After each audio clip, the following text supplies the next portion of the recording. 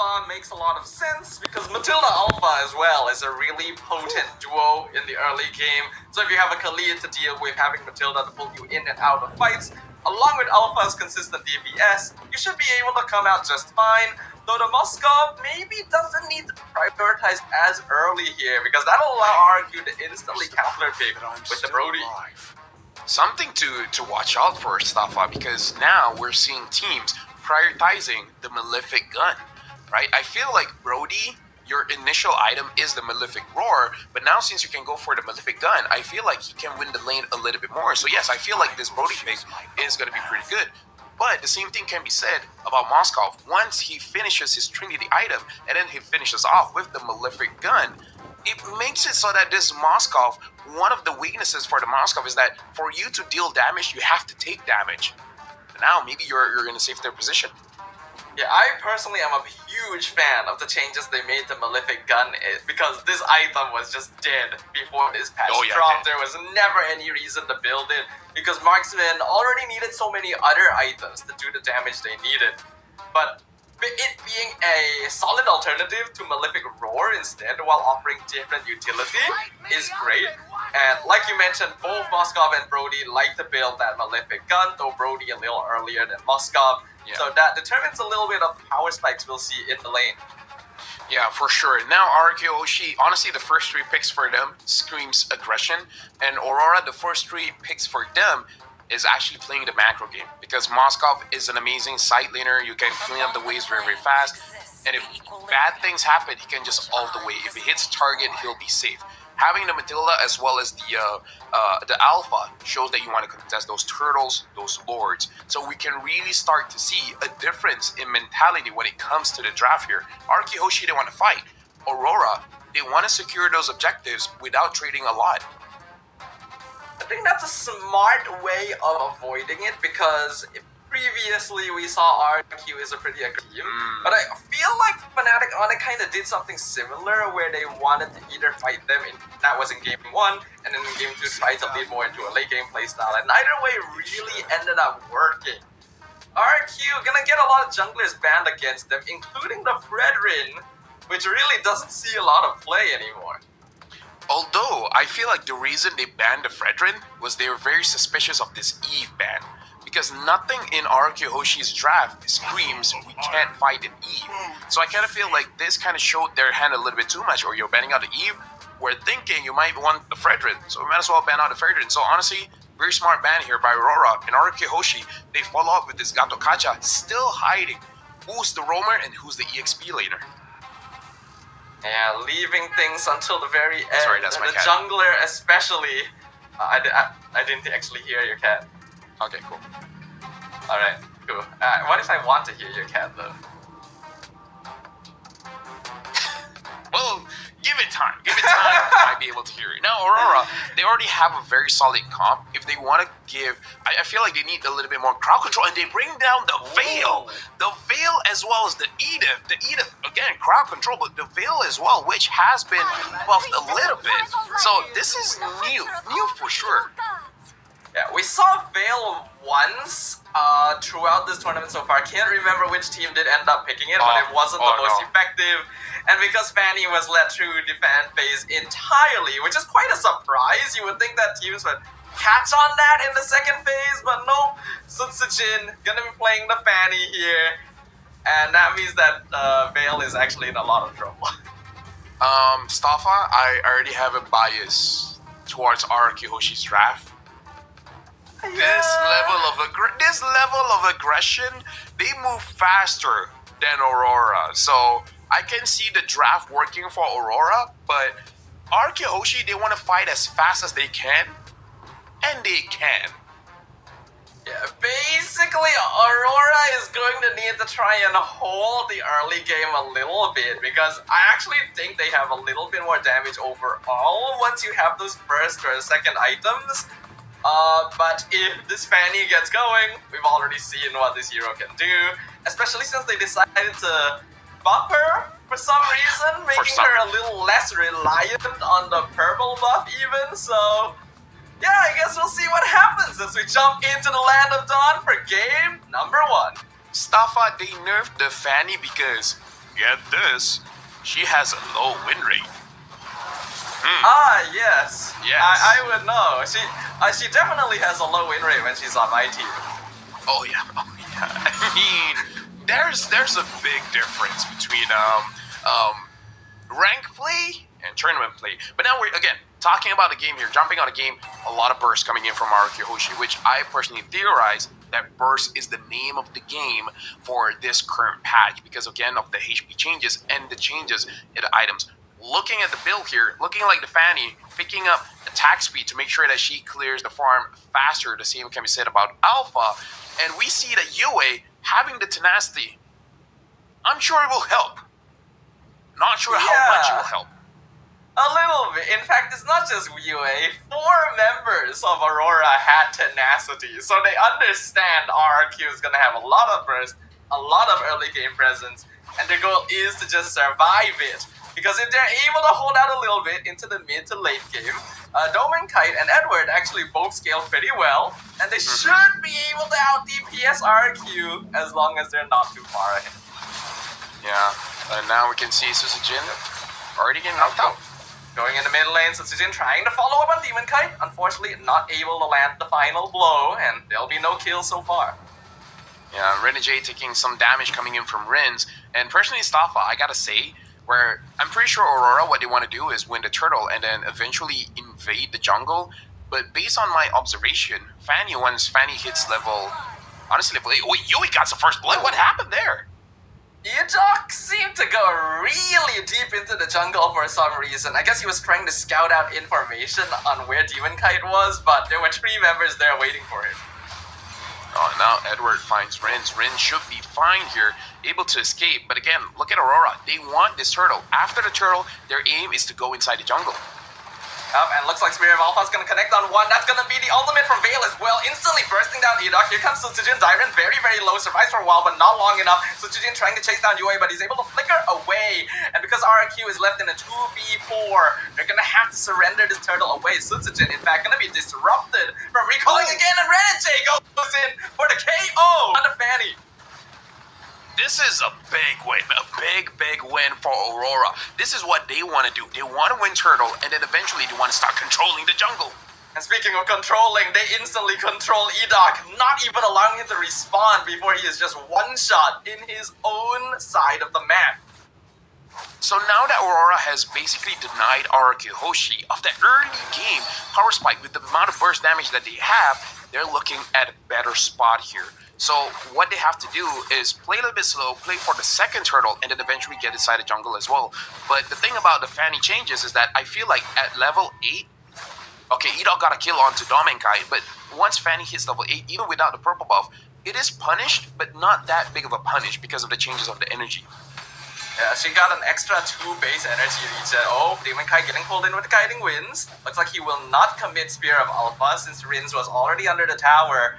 But Aurora so far doing a very good job of keeping things up. They're gonna again invade. Edok not having a good time. Killing spree for Demon Kai. Oh, and they're still going. Avatar the Guardian comes in. Susujin wants his purple buff. Demon Kite wants the same. Circling Eagle gonna knock out 2. Not too sure who actually got it, but Susujin doing a lot of damage. Shuts down the Alpha and finally punishes Aurora. Yeah, but it's still okay because 40 seconds is the timer for the next hurdle. So Aurora, they were punished, but they weren't punished that bad because even though RRQ HOSHI got a kill, they won't transfer that kill onto objective. So Aurora had to take the risk there, where if they get a purple buff, then good. But even if they don't, they won't get punished that much. Sure, the jungler died, but worse things have happened before. Picking up the jungler, Susujin looking for another purple buff, goes in, ults Renegade, forces out the Circling Eagle, actually returns to come back again, not able to steal the purple buff. Demon Kite still able to grab it, but he had to use his Retribution. Yeah, Skylar's first item is the Malefic Gun, and so again, looking to win the lane. But so far, Domenkite actually has been playing the lane very, very well. I've been looking at his HP, and it hasn't been fluctuating a lot, so he's not interacting with Skylar at all. Yeah, the only time he got picked off was when Edok actually got a pretty good timing gank when he was pushed up. Other than that, He's been able to lane against Skylar very, very well. Turtle at 40%. Oh, Flicker, Earth Shatter finds one, but here comes Sutsujin from backline. He steals it away! But the Spirit of Alpha connects with two members of RRQ HOSHI. Here comes the Prime Wrap coming out. Edok actually able to survive with Quicksand Guard, and the Avatar Guardian being used by Dyren to escape. Edok not so lucky himself.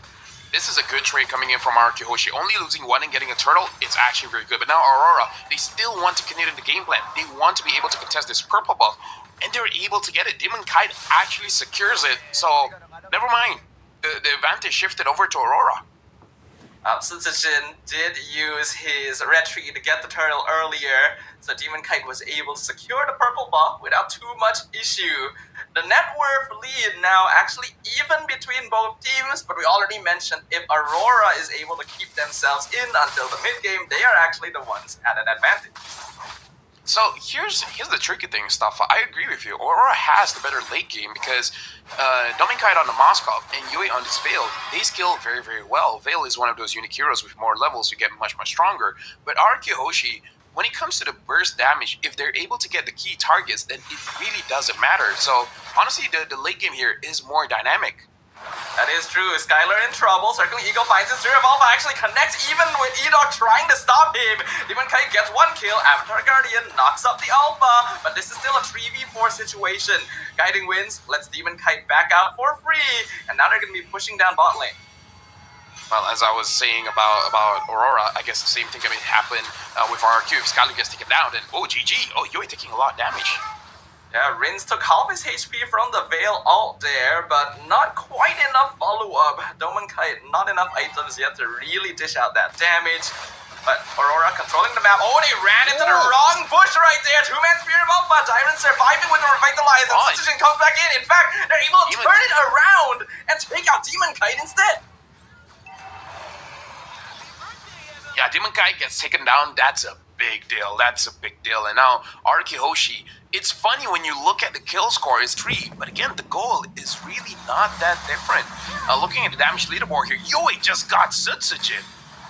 How does that even happen? Veil is supposed to be food for Fanny, but turns out it's the opposite if you are a player like Yui here. The game state actually still very even right now, and that's exactly how Aurora wants it. I mean, I guess that's the relation. Oh, hold on, they want Edok again, but looks like Renegade is gonna cancel out of that. I was just about to say stuff. I guess this is the relationship between a hero that flies around and a hero that controls the wind. That is true. Yeah, when you're flying around, you do gotta deal with the wind resistance a little bit. And in this case, Yue is putting it right in his face. So MLBB logic checks out, you know. Veil is the counter to Fanny.